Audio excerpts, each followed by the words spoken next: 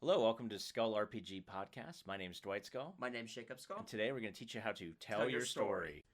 So Dwight, let's play around with a concept today. Okay. So I'm thinking every time you have a ghost child. Oh, okay, like a ghost who is a child? Yes. Or looks like a child or whatever? Yes. Okay. Is not an actual ghost. It's a demon. Oh, nice. Okay, so let's throw this into a World of Darkness. We haven't talked about World of Darkness much, but let's talk about World of Darkness. For those of you who don't know, it's a Vampire the Masquerade or Werewolf or there's a whole Mage. There's like the Ascension. 7 RPGs that all coexist in the same world. Done by the same publisher. Publisher's known as World of Darkness. Vampire the Masquerade is probably the most well known because there's been a video game or like 7, and there's been board games and other things like that. You have Bloodlines 2 coming out this year, supposedly. So Maybe it'll be good. Who knows?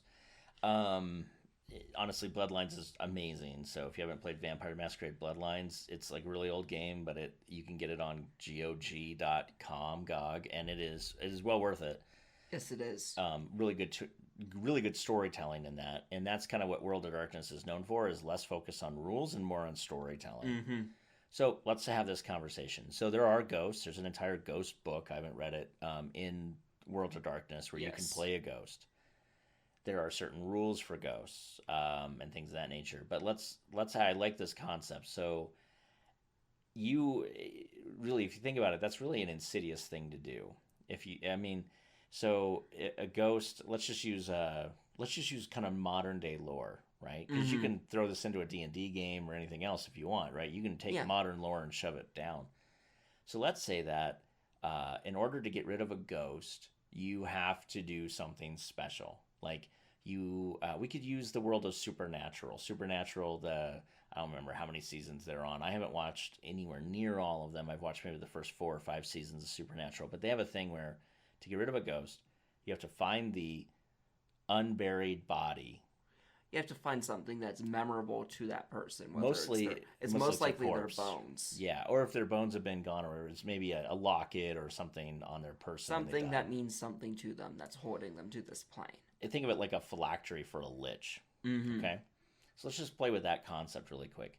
And then we'll talk about it in a demon concept here in a second.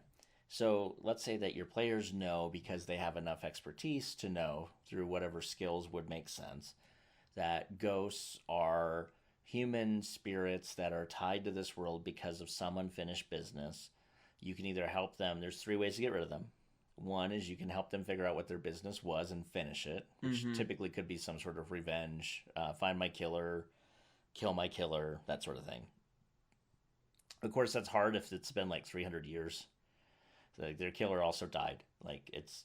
Yeah, he succumbed 200 years ago because of old age or whatever. Some other thing. Yeah, so that ghost, then to put that ghost down, you would need to find their body or there's some sort of special trinket and treat it with respect and bury it proper.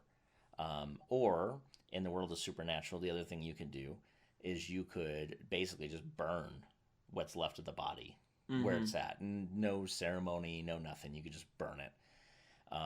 The concept is one sends the ghost forcibly to whatever the afterlife looks like, and the other one, doing like the burial and the respect, sends them peacefully to the afterlife if there is one. So that said, let's take that concept.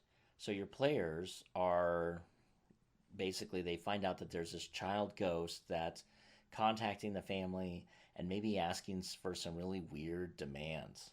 Mm-hmm.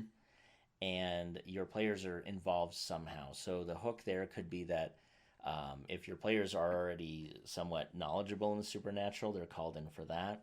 Or maybe the kid is actually asking for certain violent things to be done and the players are taking it out, and maybe you get caught, not like directly caught, but you're in a place where the thing, like the violent act, is coming down, and you basically decide to like intervene or whatever. You can make that the hook,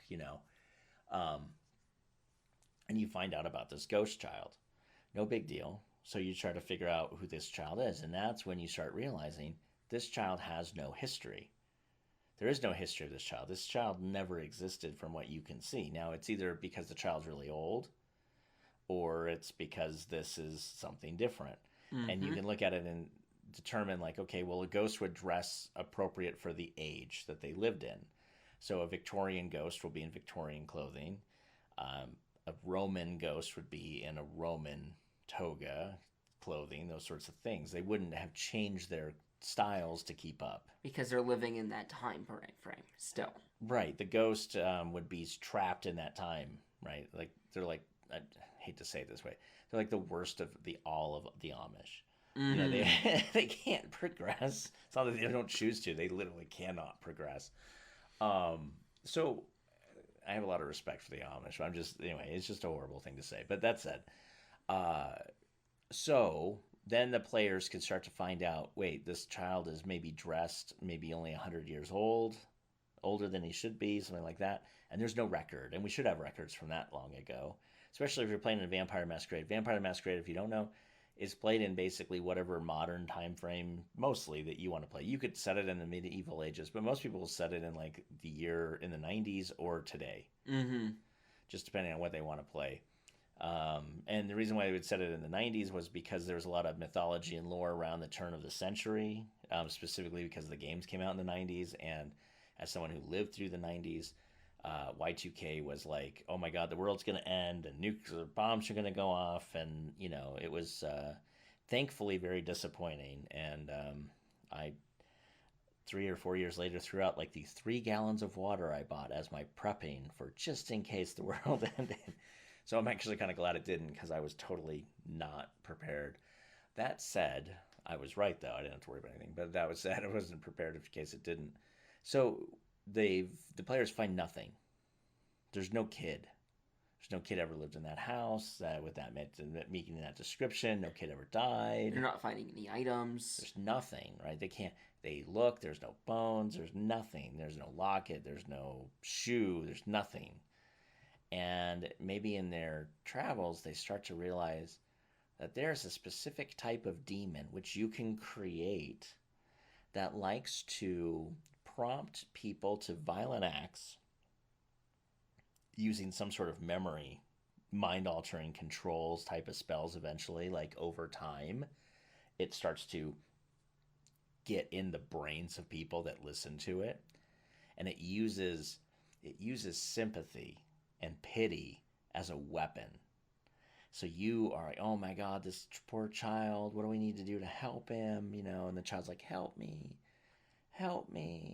Again, memorable NPCs. If you didn't listen to the last podcast, this is exactly what I was talking about there. So I would literally be like, and the child appears and he's like, help me. I'm trapped. Help me. So the voice inflection goes out and I'm pitiful. I'm sounding pitiful. But then when the monster reveals himself, you could do something really cool. You could do your little like demon voice where you're like, you know, the souls of the ones that have come before me are going to destroy you. I mean, he's like, and all of a sudden you're like, oh my God, what are we fighting? But this demon itself literally masquerades itself as children, as ghost children, gets people to get sucked in. It then starts to control their minds, and then it has it do violent acts, which it then feeds upon. Like a vampire, but feeds upon the emotional state, let's say. You know, I was just thinking, you hit really, really close to one of the Slavic myths that The Witcher does with the Heim, but instead of it feeding on pity, it feeds on guilt. Oh, that's cool. I like that. Because you remember that, because Witcher had to, Geralt had to throw the baby in the oven to get to remove the guilt. Yeah. Oh, the good old Witcher. Honestly, the Germanic myths are pretty jacked up. The original Grimm's fairy tales. If you ever need really good, I don't know, nightmare fodder, but also good story fodder, start reading the original Grimm's fairy tales for stuff because the Disney versions are really white glove. So. Oh yeah, you know The Little Mermaid until everybody dies at the end. Yeah, exactly. In horrific ways. But anyway, so back to this. So now we've just given you kind of an idea where you have a family who's being plagued by a child who's pitiful, who then is talked into doing horrific acts. And that's maybe the hook, is you stop one of the family members from doing the horrific act because it seems very out of place. And then in so doing, you start realizing that there's this pitiful child, and then you get sucked into this, and then you find out that it's not a ghost. It's actually this full-fledged demon And now the question is, how do you get rid of a demon? Yep. Hey, thanks for listening. And for more resources, please go to scullrpg.com.